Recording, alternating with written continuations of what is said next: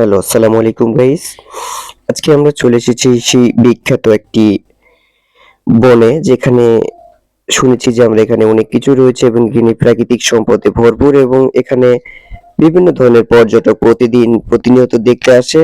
তো আমরা আজকে আমাদের টিম নিয়ে সেখানে চলে আসলাম যে আমরা এই প্রাকৃতিক বনের ভিতরে কিছু পাই কিনা এবং আপনাদেরকে কিছু ইউনিক জিনিস দেখাতে পারি কিনা। তো আমরা চলে এসেছি আমাদের টিমে, দেখতে পাচ্ছেন আমাদের টিমে ৩ জন সদস্য রয়েছে এবং একজন ক্যামেরাম্যান।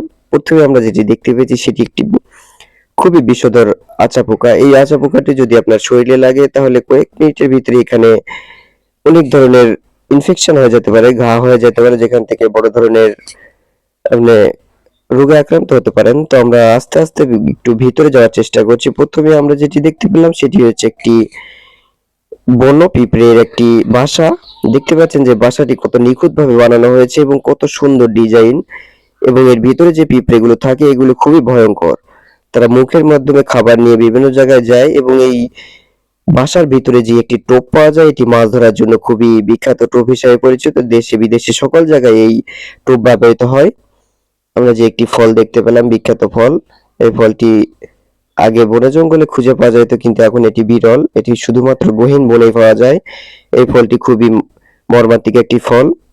এই পাতাটি দেখতে পাচ্ছেন, এটি হচ্ছে গ্রামের কৃষকের ছায়াদানের একটি ভূমিকা রাখে।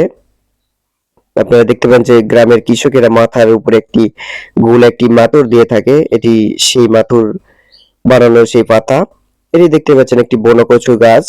এই কচুটি খুবই বিখ্যাত একটি কচু, যেটি সচরাচর দেখা যায় না, এটি গহীন বনে ছাড়া আপনারা দেখতে পাবেন না। তো আমরা একটু আস্তে আস্তে ভিতরে যাওয়ার চেষ্টা করছি। সামনে একটি কাঁঠাল গাছ দেখতে পেলাম। এখানে দুর্বৃত্তরা কাঁঠালটিকে আক্রমণ করেছে, যার কারণে কাঁঠালটি নষ্ট হয়ে গেছে। তবু এখানে আশেপাশে সচরাচর কেউ যায় না, জন্য এগুলো খাওয়ার লোক তেমন আপনারা দেখতে পাবেন না। তো এগুলো পশু পাখি এবং পোকামাকড়ে খায়। তো আমরা আস্তে আস্তে একটু ভিতরে যাওয়ার চেষ্টা করছি, দেখতে চাচ্ছি যে ভিতরে আসলে কি রয়েছে এবং কতটা গভীর এই বন।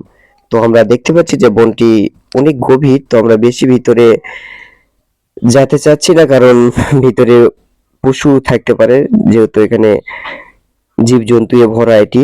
তো এটি দেখতে পাচ্ছেন যে গহীন একটি বন। এর ভিতরে আসলে বাঘ, ভালুক সকল কিছুই থাকে, নেকড়ে। তো আমরা যেহেতু আজকে টিম আছে আমাদের সাথে, সেহেতু আমাদের একটু সাহস রয়েছে, যার কারণে আমরা একটু ভিতরে যাওয়ার চেষ্টা করতেছি। তো দেখি আমরা কতটুকু যেতে পারি। তো আমরা আপনাদেরকে যেটুকু আমাদের সামর্থ্যের ভিতর থাকবে সেটুকু দেখার চেষ্টা করবো ইনশাল্লাহ। তো দেখতে পাচ্ছেন যে বনটি অনেক গভীর এবং এখানে প্রচুর পরিমাণ ভয়ঙ্কর জীবজন্তু